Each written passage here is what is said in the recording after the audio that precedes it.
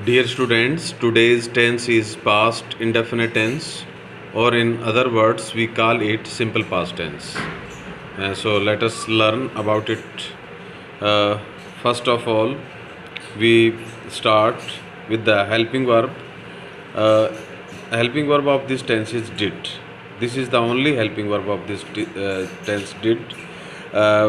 We use did in negative and interrogative sentence, but in affirmative sentences there is no use of did.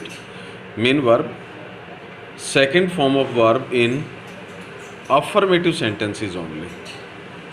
यानी कि जो verb की second form है उसका केवल अफर्मेटिव सेंटेंस यानी कि जिसको हम साधारण वाक्य कहते हैं उसमें प्रयोग होता है.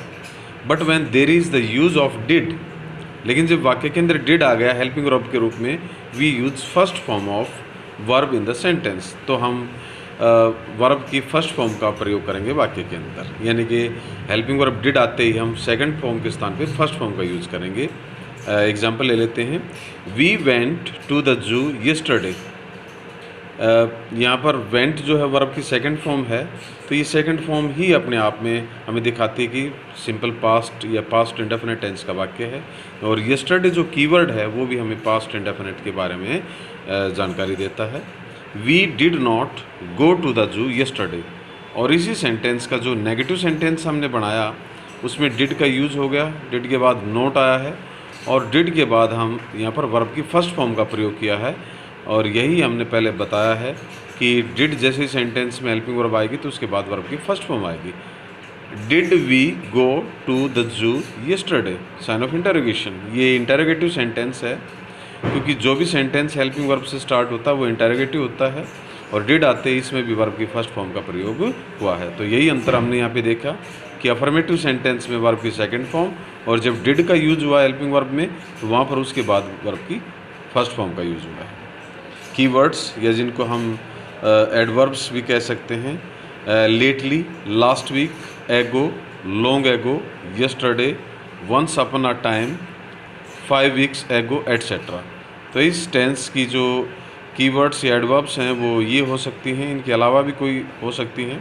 Example, we appeared in the exam last week. यहाँ पर जो लास्ट वीक आया है वो हमें पास्ट इंडेफिनिट टेंस की जानकारी देता है. और अपीयर्ड, यहाँ पर अपीयर के साथ ईडी लगा है, इनके वर्ब की सेकंड फॉर्म है, लास्ट वीक है. तो दोनों चीज़ों से हमें जानकारी मिलती है कि पास्ट इंडेफिनिट टेंस है ये. दे केम हेयर लॉन्ग एगो. वो यहाँ पर काफ़ी समय पहले आए. यहाँ पर लॉन्ग एगो कीवर्ड है. वर्ब की कम की सेकंड फॉर्म केम आई यहाँ पे, तो ये पास्ट इंडेफिनिट जो सेंटेंस है टेंस है उसका सेंटेंस है. Once upon a time there was a wizard. Once upon a time भी पास्ट इंडेफिनिट के अंदर ही यूज़ होता है.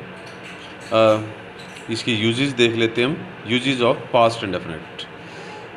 फर्स्ट है to express an action completed in past at a definite time. एक निश्चित समय के अंदर काम जो पूरा हुआ उसको बताने के लिए पास्ट के अंदर. वी विजिटेड मुंबई 5 वीक्स एगो. यहाँ पर 5 वीक्स एगो जो है वो कीवर्ड है और विजिटेड यहाँ पर वर्ब की सेकंड फॉर्म का यूज़ हुआ है. ये पास्ट इंडेफिनिट टेंस का सेंटेंस है. To express past habit. भूतकाल की जो हैबिट है उसको एक्सप्रेस करने के लिए भी पास्ट इंडेफिनिट यूज होता है. He always spoke मोडेस्टली.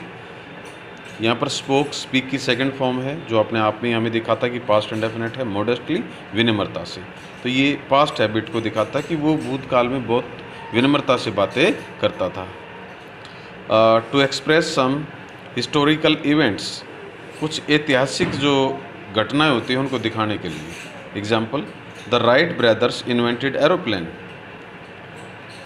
Martin Cooper invented the first mobile phone. तो ये दोनों सेंटेंसेस जो है इसमें इन्वेंटेड यूज हुआ है और दूसरे में भी इन्वेंटेड यूज हुआ है. वर्ब की सेकंड फॉर्म लगी है, कोई हेल्पिंग वर्ब नहीं है. तो ये दोनों सेंटेंसेस जो है पास्ट इंडेफिनिट के हैं और दोनों हिस्टोरिकल इवेंट्स को एक्सप्रेस करते हैं.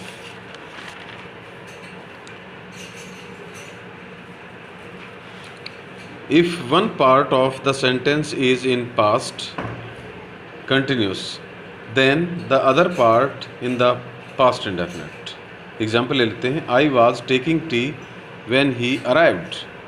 तो यहाँ पर यही दिखाया गया कि एक पास्ट कंटिन्यूस का है तो उसके साथ दूसरा पास्ट इंडेफिनिट है। To express the condition of past, भूतकाल की कंडीशन को दिखाने के लिए सेंटेंसेस के एक पार्ट में वुड, शुड, कुड होगा, दूसरे में इफ़ का प्रयोग होगा। एग्जाम्पल ले लेते हैं, he would pass if he worked hard, यानी कि वुड के साथ वर्ब की फर्स्ट फॉर्म आई है, इफ़ आया है, इफ़ कंडीशन को दिखाता है। तो पास्ट की अगर कंडीशन है उसमें वुड, शुड वगैरह के साथ वर्ब की फर्स्ट फॉर्म है, और सेकंड पार्ट में हमें फिल इन द ब्लैंक्स में वर्ब की फॉर्म भरनी है, तो वहाँ पर हम सेकंड फॉर्म का प्रयोग करेंगे। सेंटेंस स्ट्रक्चर देख लेते हैं इसका। Subject, second form of verb plus object.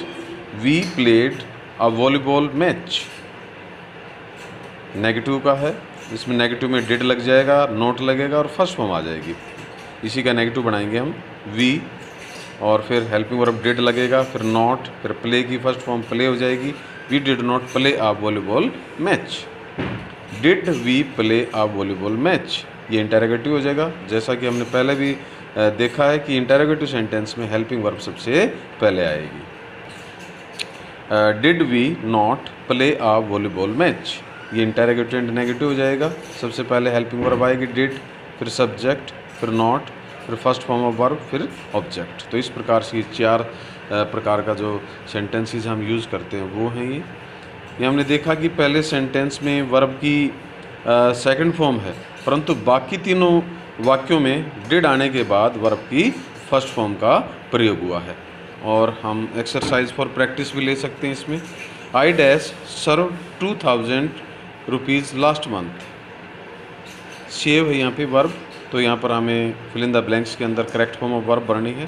Gopal dash leave his private job 1 week ago, यहाँ पर 1 वीक एगो कीवर्ड आया है, तो हम यहाँ पर देखेंगे कौन सा टेंस आना चाहिए। He would pass if he dash work hard, अभी अभी हमने सीखा था कि वुड सेड, वुड शुड के बाद फर्स्ट फॉर्म है, इफ़ है, तो वहाँ पर वर्ब की कौन सी फॉर्म आएगी।